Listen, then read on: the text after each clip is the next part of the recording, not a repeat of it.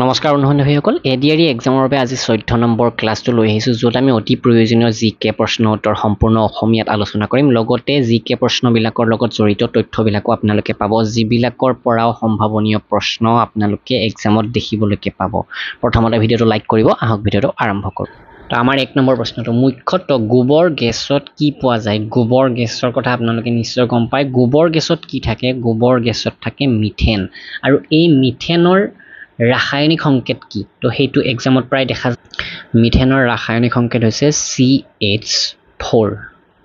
2 number প্ৰশ্নটো আমাৰ কোনে কৈছিল স্বাধীনতা মোৰ জন্মগত অধিকাৰ আৰু মই ইয়াক গ্ৰহণ কৰিমেই স্বাধীনতা মোৰ জন্মগত অধিকাৰ আৰু মই ইয়াক গ্ৰহণ কৰিমেই বুলি কোনে কৈছিলে লোকমান্য তিলক লোকমান্য বাল গংগাধৰ তিলক তেওঁৰ সম্পূৰ্ণ নাম আৰু তেওঁ এই কথাষাৰ কৈছিল আৰু এই ডায়লগটো বা এই কথাষাৰ তেওঁ কেতিয়া কৈছিলে 1916 চনত তেওঁ কৈছিলে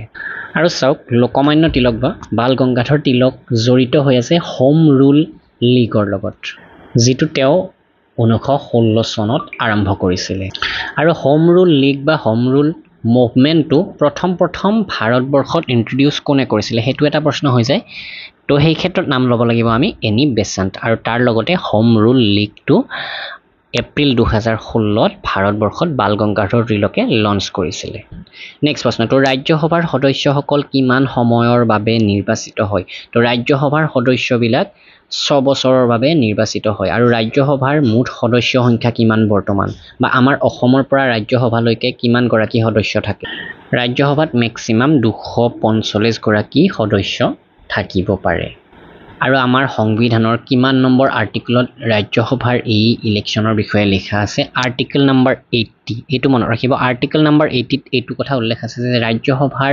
টোটাল ক্যাপাসিটি আপ টু 250 লৈকে হ'ব পাৰে কিন্তু আমাৰ বৰ্তমান 245 গৰাকী আছে আপ টু 250 লৈকে হ'ব পাৰে ইয়াৰে 238 গৰাকী ইলেক্ট কৰা হয় আৰু 12 গৰাকী প্ৰেসিডেন্টৰ দ্বাৰা ডাইৰেক্টলি এপইন্ট কৰা হয় তো এটো কোড আছে এটো আছে আৰ্টিকল নম্বৰ 80 ত আমাৰ সংবিধানৰ আৰ্টিকল নম্বৰ অনুচ্ছেদ নম্বৰ 80 এই কথা উল্লেখ আছে আৰু ৰাজ্যসভাক কি বুলি কোৱা হয় ৰাজ্যসভাক কোৱা হয় উচ্চ সদন বুলি উচ্চ সদন বা আপাৰ হাউস উচ্চ সদন কোৱা হৈছে ৰাজ্যসভাক আৰু লোকসভাক কোৱা হৈছে নিম্ন সদন আৰু এটা প্ৰশ্ন হ'ব পাৰে ৰাজ্যসভাৰ সদস্য হ'বলৈকে ৰাজ্যসভাত ইলেক্ট হ'বৰ কাৰণে ইয়াৰ যিবিলাক যোগ্যতা সেই যোগ্যতাবিলাক আমাৰ সংবিধানৰ কোনটো আৰ্টিকলত উল্লেখ আছে তো আৰ্টিকল নম্বৰ 84ত ৰাজ্যসভাৰ সদস্য হ'বৰ কাৰণে যিবিলাক যোগ্যতা লাগে সেইবিলাকৰ বিষয়ে উল্লেখ আছে নেক্সট প্ৰশ্নটো আমাৰ হিন্দী ভাষাৰ স্ক্ৰিপ্টটো কি তো আমাৰ হিন্দী ভাষাৰ স্ক্ৰিপ্টটো হৈছে দেৱনাগৰী বা লিপি বুলি কোৱা হৈছে দেৱনাগৰী লিপিটো আমাৰ হিন্দী ভাষাৰ লিপি হয় নেক্সট প্ৰশ্নটো আমাৰ তাৰকা ৰাজ্যখনৰ নাম কি তাৰকা ৰাজ্য অৰ্থাৎ গ্যালাক্সি আমাৰ আমি যিখন গ্যালাক্সিত আছো সেই গ্যালাক্সিখনৰ নাম হৈছে গাখীৰপথ বা মিল্কি ৱে বা যেটো আমি এনেকৈ ক'ব পাৰো হাতীপতি তাৰকা ৰাজ্য কিন্তু ইংৰাজীত এইটো থাকিব মিল্কি ৱে বুলি নেক্সট প্ৰশ্নটো হিন্দী ভাষাৰ প্ৰথম বাতৰি কাকত কোনখন আছিল হিন্দী ভাষাত প্ৰথম বাতৰি কাকতখন আছিল উদন্ত মাৰ্টন বা যেটো ইংৰাজীত কোৱা হৈছে উদন্ত মাৰ্টন মানে দা ৰাইজিং সান ইয়াক ইংৰাজীত কোৱা হৈছে আৰু এইখন আছিল হিন্দী ভাষাৰ প্ৰথমখন বাতৰি কাকত যিখন 1826 চনত কলিকতাৰ পৰা প্ৰকাশ হৈছিল 30 মে 1826 চনত এখন প্ৰথম কলিকতাৰ পৰা প্ৰকাশ হৈছিল আৰু ইয়াৰে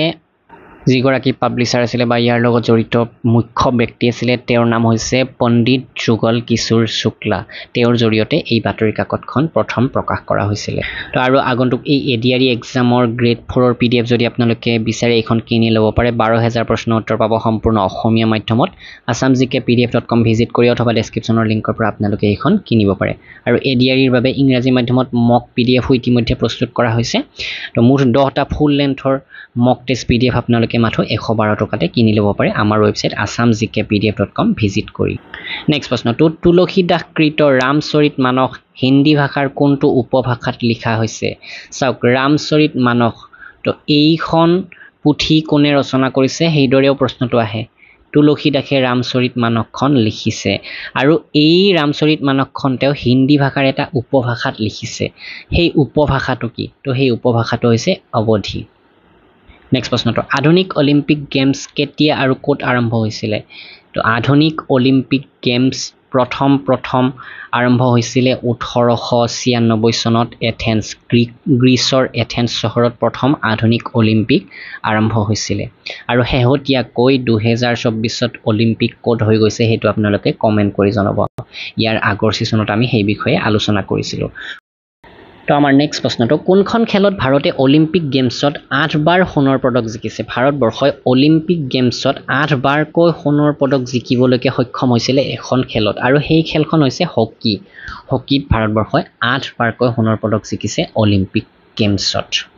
তো প্ৰথম জিকিছিলে 1928 চনত 1928ত প্ৰথম ভাৰতবৰ্ষই সোণৰ পদক জিকিছিলে অলিম্পিকত আৰু 1980 চনত লাষ্ট টাইমৰ বাবে ভাৰতবৰ্ষই সোণৰ পদক জিকিছে অলিম্পিক গেমছত নেক্সট ভাৰতবৰ্ষই শেষবাৰৰ বাবে হকিত ক'ত আৰু কেতিয়া সোণৰ পদক জিকিছিলে 1980 চনত যিখন অনুষ্ঠিত হৈছিলে মস্কোত নেক্সট প্ৰশ্নটো আন্তৰ্জাতিক অলিম্পিক সমিতিৰ মুখ্য কাৰ্যালয় ক'ত অৱস্থিত লুসান সুইজাৰলেণ্ডৰ লুসান নামৰ ঠাইখনত আন্তৰ্জাতিক অলিম্পিক সমিতিৰ মুখ্য কাৰ্যালয়টো অৱস্থিত নেক্সট প্ৰশ্নটো 2012 চনত অলিম্পিক গেমছ ক'ত অনুষ্ঠিত হৈছিলে 2012 চনত লণ্ডনত অলিম্পিক গেমছ অনুষ্ঠিত হৈছিলে নেক্সট প্ৰশ্নটো যথেষ্ট ইম্পৰ্টেন্ট অলিম্পিকৰ পতাকাত কিমানটা গোলক আছে অলিম্পিকৰ পতাকাত মুঠ 5টা গোলক আছে কেনেকুৱা এনেকুৱা এই গোলক কেইটাৰ কথা কোৱা হৈছে অলিম্পিকৰ পতাকাখন কেনেকুৱা হেতু আপোনালোকে জানিব লাগিব তো অলিম্পিকৰ পতাকাখন এনেকুৱা ইয়াতে মুঠ 5টা গোলক আছে আৰু এই 5টা গোলক এই ধৰণে লগ লাগি আছে প্ৰতিটো গোলকৰে ৰং বেলেগ বেলেগ প্ৰথম এইখিনি যেটো আছে এইটো ৰং হৈছে নীলা ব্লু নেক্সট যেটো গোলক আছে এই 2 নম্বৰ গোলকটো কোলা তাৰ পাছত ইফালে যেটো গোলক আছে এইটো ৰঙা ৰং তাৰ পাছত তলৰ প্ৰথম গোলকটো হৈছে হালধীয়া আৰু লাষ্ট এই গোলকটোৰ ৰং হেউজিয়া এতিয়া প্ৰশ্ন আহিব পাৰে এই অলিম্পিক্সৰ যিখন পতাকা এই ধৰণৰ 5টা ৰিং থাকে এই 5টা ৰিঙৰ পতাকাখন প্ৰথম কেতিয়া আহিছিলে 1913 চনত আহিছিলে 1913 চনত পেৰি ডি কোবাৰ্টিন নামৰ এগৰাকী ব্যক্তিৰ এখন লেটাৰত এই ৰিংছ কেটাৰ পতাকাখন প্ৰথম দেখিবলৈকে পোৱা হৈছে আৰু তেওঁক founder of modern Olympic games বুলি কোৱা হৈছে নেক্সট প্ৰশ্নটো অলিম্পিকত সৰ্বাধিক স্বৰ্ণ পদক বিজয়ী কোন মাইকেল ফেল্পছ নামৰ ব্যক্তিগৰাকীয়ে অলিম্পিকত সৰ্বাধিক সোণৰ পদক জিকিছে মাইকেল ফেল্পছ কিহৰ লগত জড়িত হৈ আছে সুইমিঙৰ লগত অৰ্থাৎ সাঁতোৰবিদ তেওঁ এগৰাকী সাঁতোৰবিদ তেওঁ মুঠ 28টা পদক জিকিছে অলিম্পিকত তেওঁৰ কেৰিয়াৰত আৰু ইয়াৰে 2008 চনৰ যি বেইজিং অলিম্পিক হৈছিলে তাতে একেলগে 8টাকৈ সোণৰ পদক জিকিছিলে সেইবাৰ তেওঁ তো এইটো মনত ৰাখিব 2008 চনৰ বেইজিং অলিম্পিকছত মাইকেল ফেল্পছে একেলগে 8টাকৈ সোণৰ পদক জিকিছিলে মুঠ তেওঁৰ কেৰিয়াৰত 28টা পদক জিকিছে আৰু মাইকেল ফেল্পছ এগৰাকী আমেৰিকান ব্যক্তি হয় তেওঁ সুইমিঙৰ লগত জড়িত হৈ আছে নেক্সট প্ৰশ্নটো 2012 অলিম্পিক গেমছত ব্ৰঞ্জৰ পদক অৰ্জন কৰা সাইনা নেহৱাল কোনটো খেলৰ সৈতে সম্পৰ্কিত 2012ত অলিম্পিকত ব্ৰঞ্জৰ পদক অৰ্জন কৰিছে সাইনা নেহৱালে তেওঁ আমাৰ ভাৰতবৰ্ষৰ হয় তেওঁ বেডমিণ্টন খেলৰ লগত জড়িত হৈ আছে তো এইবাৰ 2024 চনৰ কোটেই কেইগৰাকী ব্যক্তিৰ বিষয়ে আপোনালোকে জানিব লাগিব আমাৰ ভাৰতবৰ্ষৰ পৰা কোনে পদক জিকিছে সেইখিনি মই আপোনালোকক এতিয়াই জনাই আছো তো আমাৰ 2024ৰ এইবাৰ অলিম্পিক খেল 26 জুলাইৰ পৰা 11 আগষ্টলৈকে হৈ গৈছে ক'ত হৈছে পেৰিছ চহৰত ফ্ৰান্সৰ পেৰিছ চহৰত হৈ গৈছে এই অলিম্পিক আৰু ইয়াতে আমাৰ ভাৰতবৰ্ষৰ স্থান কিমান বাৰু পদক অৰ্জন কৰাৰ ক্ষেত্ৰত গোটেই বিশ্বৰ দেশবিলাকৰ ভিতৰত আমাৰ ভাৰতবৰ্ষ 71 নম্বৰ স্থানত আছে 1 নম্বৰ স্থানত আছে আমেৰিকা আৰু এইবাৰ আমাৰ ভাৰতবৰ্ষই মুঠ 6টা পদক পাইছে এই 6টা পদকৰ ভিতৰত এটা আছে সিলভাৰ ৰূপৰ পদক পাইছে ৰূপৰ পদক কোনে পাইছে নীৰজ চোপ্ৰাই পাইছে এথলেটিক্সৰ বাবে বিশেষকৈ তেওঁ জেভলিন থ্ৰো নামৰ খেলটোত এই যেটো সিলভাৰ পদক এই পদকটো তেওঁ লাভ কৰিছে ব্ৰঞ্জৰ পদক আছে বাকি 5টাও ব্ৰঞ্জৰ পদক হয় তাৰে ভিতৰত আমাৰ ভাৰতবৰ্ষৰ হকি টিম আছে হকি টিমৰ যিকেইগৰাকী প্লেয়াৰ সেই কেইগৰাকীৰ নাম মই কৈ নাথাকো তেওঁলোকে ব্ৰঞ্জৰ পদক পাইছে আৰু তাৰ পাছত ইয়াতে অন্যান্য 4টা পদক এটা পদক গ'ল আমাৰ সিলভাৰৰ 2 নম্বৰ পদকটো যেটো ব্ৰঞ্জৰ হয় হেতু হকি টিমলৈকে গ'ল আৰু 4টা আছে আমাৰ ব্ৰঞ্জৰ পদক তো হকি টিমৰ পিছতে আৰু 4টা ব্ৰঞ্জৰ পদক বিশেষকৈ কেইগৰাকীমান ব্যক্তিলৈকে গৈছে তাৰে ভিতৰত মনু ভাকাৰে শ্বুটিঙত মনু ভাকাৰ এগৰাকী মহিলা হয় তেওঁ ব্ৰঞ্জৰ পদক পাইছে পুনৰ শ্বুটিঙৰ ক্ষেত্ৰত মিক্স 10 মিটাৰ এয়াৰ পিষ্টল টিমত দুগৰাকী ব্যক্তিয়ে পাইছে য'ত মনু ভাকাৰ পুনৰ আছে আৰু সৰবজোত সিং আছে তাৰ পাছত পুৰুষৰ 50 মিটাৰ ৰাইফল 3 পজিশনৰ শ্বুটিঙত স্বপ্নীল কুশালে নামৰ এগৰাকী ব্যক্তিয়ে পাইছে আৰু ৰেসলিঙত আমান সেৰাৱত নামৰ এগৰাকী পুৰুষে পাইছে মেন্স ফ্ৰী ষ্টাইল 57 কেজি ৰেসলিঙত তো এনেকৈ মুঠ 6টা ব্ৰঞ্জৰ পদক আহিছে এই 6টা ব্ৰঞ্জৰ পদকত ভালে কেইগৰাকী ব্যক্তিৰ নাম অন্তৰ্ভুক্ত হৈ আছে তাৰে ভিতৰত আপোনালোকে নীৰাজ চোপ্ৰা মনু ভাকাৰ এওঁলোকৰ নাম মনত ৰাখিলে যথেষ্ট তাৰোপৰি অমন সেৰাৱতৰ নামটো মনত ৰাখিব পাৰে কাৰণ তেওঁ যেহেতু ৰেসলিঙত পাইছে নেক্সট প্ৰশ্নটো যথেষ্ট ইম্পৰ্টেন্ট কোন বছৰত ভাৰতে প্ৰথমবাৰৰ বাবে অলিম্পিক গেমছত অংশগ্ৰহণ কৰিছিলে তো অলিম্পিক গেমছত প্ৰথম ভাৰতবৰ্ষই 1900 চনতে অংশগ্ৰহণ কৰিছিলে অলিম্পিক গেমছত পদক জয় কৰা প্ৰথম ভাৰতীয় মহিলা খেলুৱৈ কোন যথেষ্ট ইম্পৰ্টেন্ট প্ৰশ্ন এটো অলিম্পিক গেমছত প্ৰথম ভাৰতীয় মহিলা কোনে পদক অৰ্জন কৰিছে কৰ্ণম মালেশ্বৰী তো কৰ্ণম মালেশ্বৰী এবাৰ প্ৰথম কেতিয়া এই পদক জিকিছিলে 2000 চনত যি সামাৰ অলিম্পিক হৈছিল তাতে তেওঁ ওয়েট লিফটিংত এই পদক অৰ্জন কৰিছিলে নেক্সট আমাৰ হিষ্ট্ৰী প্ৰশ্নলৈকে আহিছো বেদলৈ ঘূৰি যোৱা গো বেক টু বেদা এই স্লোগানটো কোনে দিছিলে এই স্লোগানটো দিছিলে দয়ানন্দ সৰস্বতী তো দয়ানন্দ সৰস্বতীৰ লগত জড়িত আৰু কেইটামান তথ্য আপোনালোকে মনত ৰাখক তেওঁ আৰ্য সমাজ প্ৰতিষ্ঠা কৰিছিলে আৰ্য